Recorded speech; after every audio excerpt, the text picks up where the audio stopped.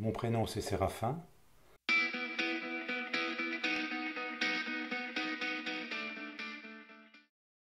C'est compliqué.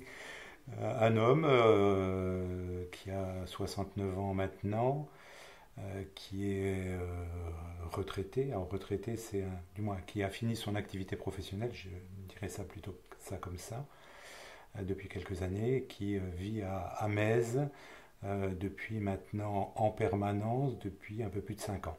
Voilà. Peut-être colérique. Colérique, mais alors c'est assez particulier parce que dans mon activité professionnelle, j'étais décrit comme quelqu'un de toujours calme face à toutes les situations, qui ne s'énervait jamais, et donc j'explose peut-être dans le cadre privé, plus personnel, voilà, avec moi et contre moi et un peu avec mon épouse. Voilà, donc je pense que c'est elle qui dirait que je suis le plus colérique. Donc j'explose, mais je redescends aussi vite. Et je pense que jamais par méchanceté, par réaction, voilà, mais souvent bête. Je pense que j'ai toujours une capacité à comprendre vite les choses, à analyser les choses. Je pense avoir une bonne perception des autres, des personnes.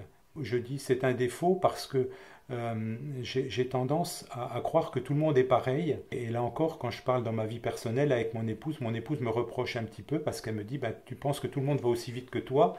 Et des fois, je manifeste un peu d'impatience parce que j'ai l'impression que les autres ont eu la même démarche ou arrivent à réfléchir de la même façon. Je pense que la persévérance, alors je ne sais pas si le terme est bien choisi, l'altérité, c'est-à-dire que euh, je pense que je suis assez vis-à-vis des gens, j'essaie de les comprendre, de comprendre l'autre. Voilà, c'est en ce sens que je parle d'altérité. Le besoin de servir aussi, ça c'est. Alors, si je dis besoin, ça voudrait dire que c'est une obligation. Non, c'est quelque chose que je ressens comme ça, naturellement. Je pense que être un homme plutôt raisonnable, dans la mesure où je calcule toujours le pour, le contre. Avantage, inconvénient, ça a toujours été dans mes décisions, ça a toujours été un guide. J'arrive à vite évaluer les choses et à décider. Donc la raison pourrait être un frein aussi en disant bah, à trop réfléchir, moi ça n'a jamais été un frein. Donc j'ai pu peut-être faire des erreurs, mais non, je pense que voilà, je raisonne, donc j'évalue les choses, mais plutôt rapidement. Une qualité qui peut être un défaut, je pense que j'ai été dans ma vie professionnelle très investi et du coup j'ai un peu oublié à la fois ma vie personnelle, mes enfants, je pense que quelque part ont dû souffrir et ma famille de cet investissement personnel. Voilà. Donc comme quoi une qualité peut devenir un défaut. J'ai essayé de me protéger contre ça. Et là encore, je vais faire référence toujours ma vie professionnelle. Je pense que mon métier m'a amené à me construire une carapace. C'est-à-dire que dans ma vie professionnelle, j'ai tellement vu de choses, j'allais dire le côté noir de la société, avec tout ce qu'on peut amener dans tout, j'allais dire entre individus, dans la violence entre individus, dans la violence entre hommes et femmes, la mort. J'ai une approche de la mort qui est assez particulière et quand, pour moi, j'ai l'impression de ne pas ressentir quelque chose face à ça. C'est assez bizarre. Donc, c'est cette carapace qui s'est construite comme ça et que j'ai maintenant avec moi. Donc, je la mène avec moi et j'ai du mal à m'en sortir, quoi. Là, par contre, dans ma vie familiale, les enfants, mes enfants, même si je pense que je leur ai pas apporté suffisamment de moi, de présence, certainement, les petits-enfants, la vie familiale, pour moi, était quelque chose d'important. Était quelque chose d'important. Je suis très pudique, j'ai du mal à aller à la fois par rapport à moi, à parler de mes sentiments, et j'ai toujours peur d'aller gêner les autres, d'aller gêner dans leur vie, d'aller m'immiscer dans quelque chose qui me concerne pas. Donc forcément, ça limite la communication ou ça la rend plus difficile. Si je suis avec quelqu'un qui parle pas, je suis mal. Je suis mal. Si je suis avec quelqu'un qui parle beaucoup, ça ne me dérange pas. Parce qu'en fait, j'arrive à lui renvoyer la communication, mais j'ai du mal à faire forcément à faire le premier pas. Après, j'arrive facilement à parler j'arrivais facilement à parler de mon métier, de ce que je faisais. Ça posait pas de problème. De parler de moi, de mes problèmes personnels, jamais, jamais, jamais. Jamais. Même avec mes amis, les deux seuls avec qui j'ai échangé le plus, c'est mon épouse et mon frère. Voilà. Dans la relation avec l'autre, j'essaie d'apporter quelque chose, mais j'attends pas forcément quelque chose de l'autre.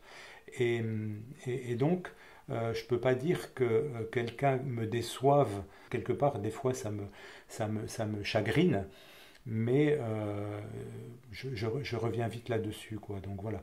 Dans mon travail, si j'allais même dans ma fonction de haut fonctionnaire de police dans un autre commissariat où je ne suis pas, j'arrivais pas en terrain conquis en disant voilà je suis le commissaire divisionnaire un tel, je suis le directeur de la machin, non.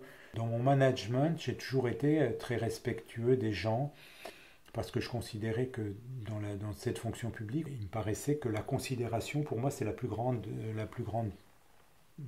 prime qu'on pouvait amener aux gens et je pense que les gens me le rendaient bien. Les gens me le rendaient bien. La bienveillance, ça, pour moi c'est important. C'est important ne pas forcément d'avoir le jugement a priori. Pouvoir dire à l'autre ce qu'on pense vraiment sans que l'autre le prenne mal.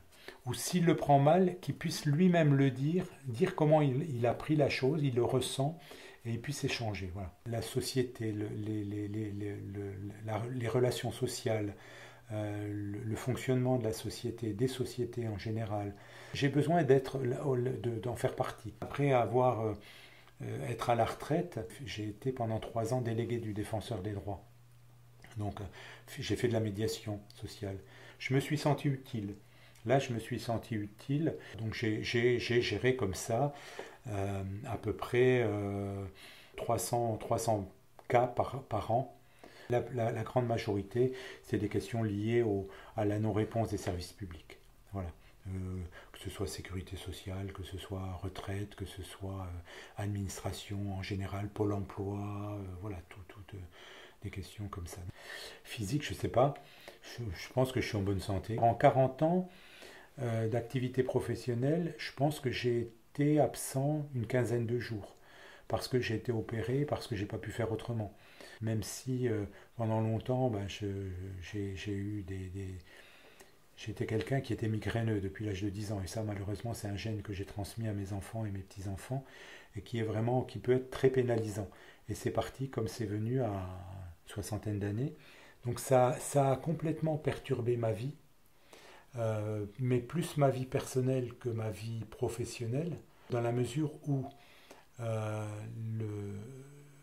ce que j'ai perdu, c'est tous les moments, les bons moments agréables de week-end passés ou moi ou avec des parents, des amis, parce que j'étais pas bien et que du coup ben, j'étais obligé d'aller dans le noir, m'isoler.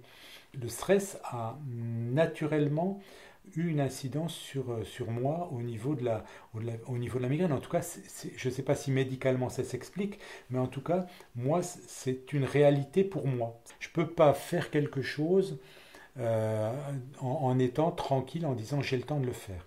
Quand je fais quelque chose, il faut que je sois dans ce moment-là poussé par le stress. J'ai été en responsabilité, j'ai eu une grande responsabilité d'ordre public. Je savais que quand j'avais quelqu'un, un préfet, un ministre, qui venait, était stressé parce qu'il avait peur que ça se passe mal, ils étaient toujours surpris parce que quand ils m'interrogeaient, pour moi, ça allait toujours bien et le service allait toujours bien se passer.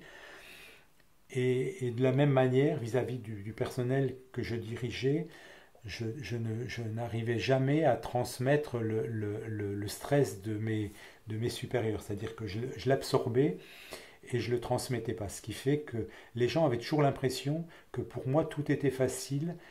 L'honnêteté, l'honnêteté mais sous toutes ses formes. L'honnêteté euh, dans son comportement, l'honnêteté par rapport à l'autre. Et après, la probité au sens de on n'a pas le droit, on n'a pas le droit de profiter de sa situation. Voilà, profiter de sa situation. On peut se brûler. Et je pense qu'il y a des gens qui se brûlent là.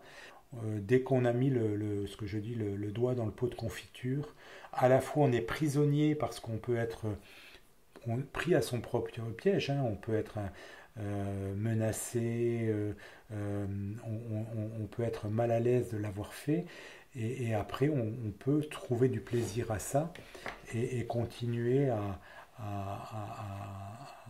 faire ça, quoi. Mais moi j'ai l'impression d'être dans une continuité. J'ai pas de moment où je peux dire à un moment donné j'ai changé ma vie. Même à la limite, l'arrêt de ma vie professionnelle s'est fait en douceur et je suis dans la continuité. J'ai l'impression d'être dans la continuité. J'ai pas de moment bon, peut-être des moments difficiles, mais pas systématiquement en rupture. Tu vois, en rupture de la vie ou en disant je change complètement parce que c'est pas ça que j'ai choisi, c'est pas ça que je vis. Non.